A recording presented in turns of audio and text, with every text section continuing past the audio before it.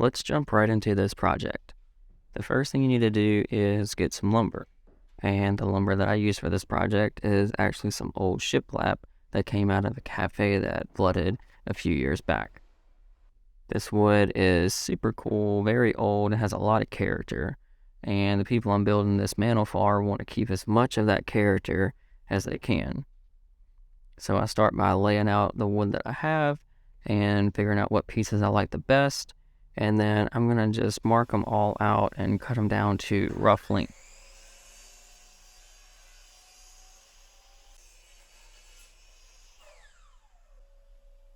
Now that we have all our boards cut to rough length, we want to move over to the planer.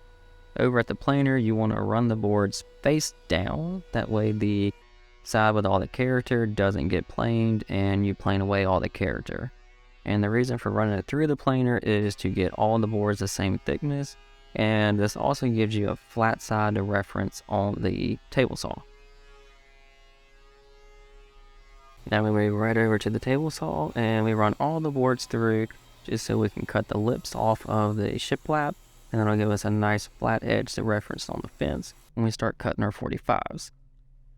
Next we want to set our 45-degree angle on the table saw. And you actually want to set it just a touch more than 45. 45.3 is perfect. And this will ensure that you get nice crisp corners when you glue it all together. Now you just slowly take your time, run your boards through. The front board will get a 45 on both sides, and then the top and bottom boards will get a 45 on just one side. And if that doesn't make sense, just stay with me. I'll explain it all in just a few minutes. It'll make sense, I promise.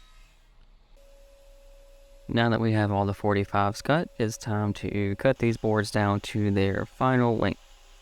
And I just took my time, made sure all these boards were exactly the same length. That way it all lines up perfectly whenever we start gluing. So once we get them cut down to the length that we need, we're going to move them all to the workbench and lay them out. And when you lay them out, you want to be sure that the 45 degrees are all touching ever so slightly. Once it's all clean, we just start taping. Tape!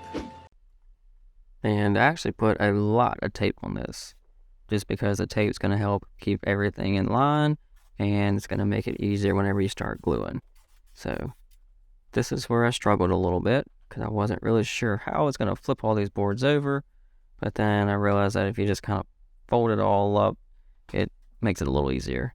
So once you get that figured out, get it flipped over, then you can start adding your glue into your joints. So you want to put glue on both sides of the 45s because you want a lot of glue in here just to be sure it stays nice and tight whenever you fold it up. So now you got your glue, fold it up into a little box, and look at that. It's starting to look like an actual mantle. So once I get it all folded up, I just work my way across the seams and add clamps and a few nails here and there until I get good glue squeeze out all the way down my joints. And then I just went back and cleaned up all that squeeze out with a wet rag just to make it easier whenever I sand in a few days. Then a couple of days later, I came out and took off all my clamps. And then once all the clamps were off, I took off all the tape. And now that I had all the clamps and the tape off, this thing was starting to look like an actual mantle. The only thing was, you could see through it because there was no boards on the ends. So that was an easy fix. I just used some scrap pieces that I had left over from the boards that I used to make the mantle and cut them down to the right size, and then simply glued, clamped, and nailed them in place. And then one more time for good measure, you just want to glue, slide it in, clamp, and then nail it in place. Perfect. And once we got all that finished, it was time to do some sanding. So for the sanding on this, I just wanted to lightly sand everything, just enough to get rid of all the dirt that was on the wood and get rid of any glue squeeze out that might be hanging out that I missed whenever I wiped it down with the wet rag. You don't want to sand away all the character, just enough to make it smooth and get rid of all the glue. And once I got all that sanded, I needed to work on the bracket that was actually going to hold this thing on the wall. For the bracket, I used one 2x6, and I cut it down to a rough length, and then I ripped it down to the right width over at the table saw, because you want it to be able to fit inside of that mantle that you just built. And then with the scrap pieces that I had left over, I cut a bunch of little blocks, and then ripped them all down to the same width at the table saw. And then once I got all those blocks cut, I don't really know what I was doing here. I was just playing, I guess. Anyway, then I took all those blocks, brought them over to the workbench, laid them out, and then marked out all my spots where those blocks would, not that spot. There we go. And then, just for good measure. And then once I got all that marked out, it was time to attach the, what? Oh my gosh. You're really good at this videoing thing, aren't you? Wow. Wow. Wow. Anyway, then you want to pre-drill and then screw all your boards to your bracket. And you want to pre-drill these because these little boards are notorious for splitting whenever you put a screw through it. So, once you get it all screwed down, you should have a bracket that looks like this. Good and sturdy. Alright, let's get back to that mantle now. Now it's time to move on to finish. So, I started off by cleaning off the workbench, getting all that dust off.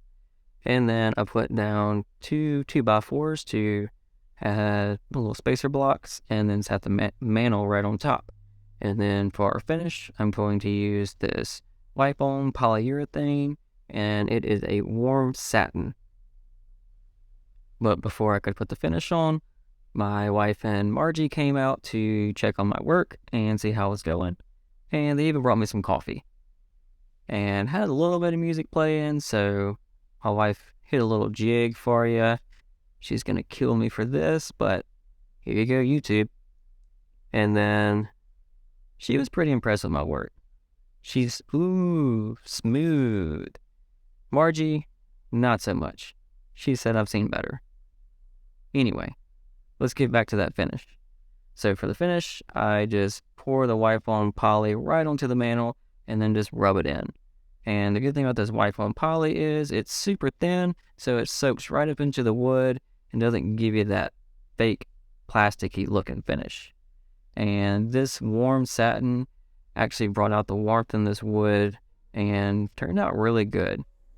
I was a little nervous at first because it was super red when I first put it on, but once it dried, it just brought out all the natural warm tones in the wood and turned out really pretty. So I was happy with the way it turned out. Then the next day, it was time to get this thing installed. So brought it over to the house that it was going to go in and kind of got it all set up. And the first thing I had to do was there was some mortar left on the top of these bricks whenever they laid the brick for the fireplace. So I had to use my hammer and chisel. For all those people out there that say I'm not a real woodworker, look at me using a chisel and hand tools, just banging away at some mortar. No! God, please, no! No! No! Anyway, so I chipped away at the mortar until it was as flat as I could get it, and then from there, I took the mantle, set it up in place, marked a line, and used that line to tell me where I needed to trim the trim. Trim and trim. So the two pieces of trim on the outside edges, I had to cut them down, and then the line that I marked, I actually used that to figure out where I needed to put my bracket. So to figure out where I needed to mount the bracket, I just subtracted the width of the top board and marked another line, which ended up being right in line with the bottom of that shiplap board that's up there. So then I just placed the bracket up there, put some screws in the bracket to hold it in place, and then I had to just slide the mantle in place. And this is my first attempt, and hopefully it fits. It's looking pretty tight so far, and yes, it fits perfect. So now that the mantle is up there, the only thing left to do is to add 2 screws to the top that will go through the mantle into the bracket, and that locks it in place.